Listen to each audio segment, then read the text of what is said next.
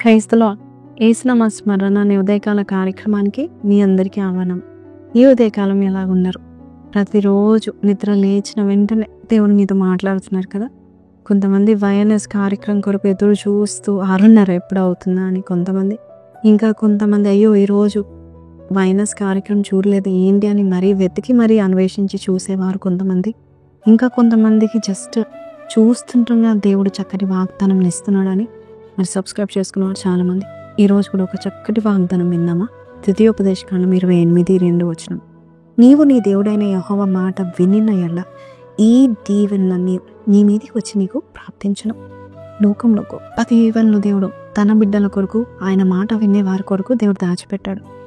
అవి వచ్చి అవే వచ్చి మనల్ని ప్రాప్తిస్తాయంట. You don't have to go after blessings, the blessings will chase you down.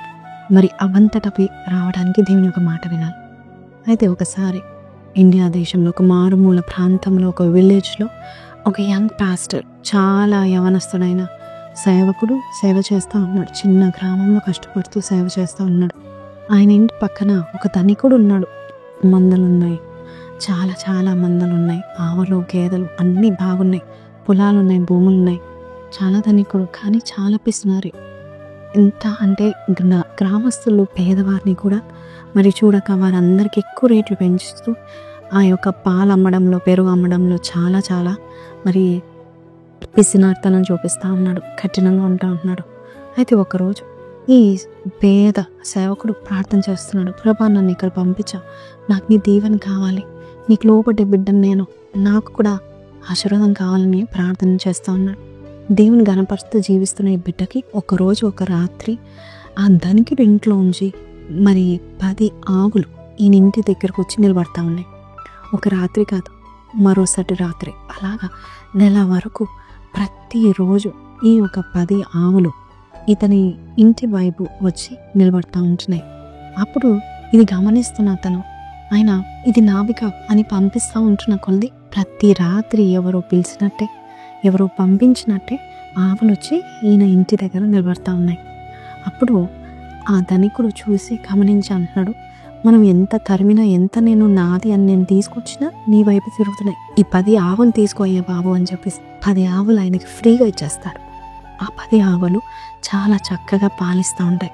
వెంటనే అవన్నీ అమ్ముకొని చాలా చక్కగా సమృద్ధిలో జీవిస్తూ ఉన్నాడు. ధనికుడు కూడా అయిపోయాడు. అంతేకాదు పక్కనున్న ఆయన అని అంటాడు, నా బిజినెస్ అంతా నువ్వు బిజినెస్ పెట్టినాక నా బిజినెస్ ఫెయిల్ అయిపోయింది కాబట్టి నా బిజినెస్ని కూడా నువ్వు తీసుకో అని చెప్పి ఆయనకి ఆయన బిజినెస్ కూడా ఇస్తాడు. అలాగా ఆ గ్రామంలో బహు ధనికుడైన సేవకుడుగా అయిపోయాడు.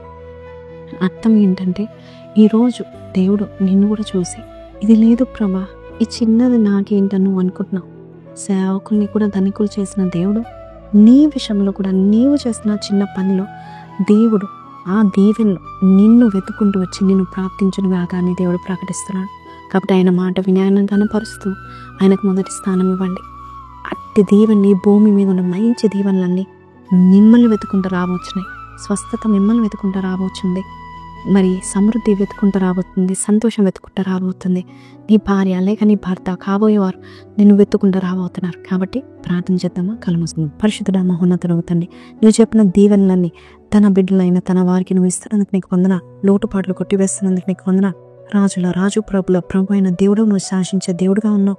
నీ మాట విని నీకు మొదటి ప్రాధాన్యత ఎవరైతే ఇస్తారో అలాంటి వారికి నాయన దీవెనలు వారి వెంట వచ్చి వారిని ప్రాప్తించునుగా అని ప్రకటిస్తావు. నాయన బిడ్డలు ఏ విషయంలో నాయన దీవెన కావాలని కోరుకుంటూ నీ సన్నిధికి వచ్చారో అట్టి విషయంలో వారికి పరిపూర్ణమైన ఆశీర్వాదం దయచేయమని యేసు పరిశుద్ధ నామములో అడిగి వేడుకొంచున్నాం తండ్రి, ఆమేన్. సో ప్రైజ్ లార్డ్ అండి. విన్నాం కదా ఈ వాగ్దానము. మీరు కూడా ఈ వాగ్దానం ద్వారా పట్టబడినట్లయితే కింద కమెంట్లో the blessings are chasing me down అని పెట్టండి. దేవుడు మరి దీవెనలు నిన్ను వెతుకుంటూ వచ్చి ప్రార్థించేలాగా దేవుడు చేయబోతున్నాడు. See you tomorrow. Until then take care. Don't forget to like, share and subscribe. Praise lord.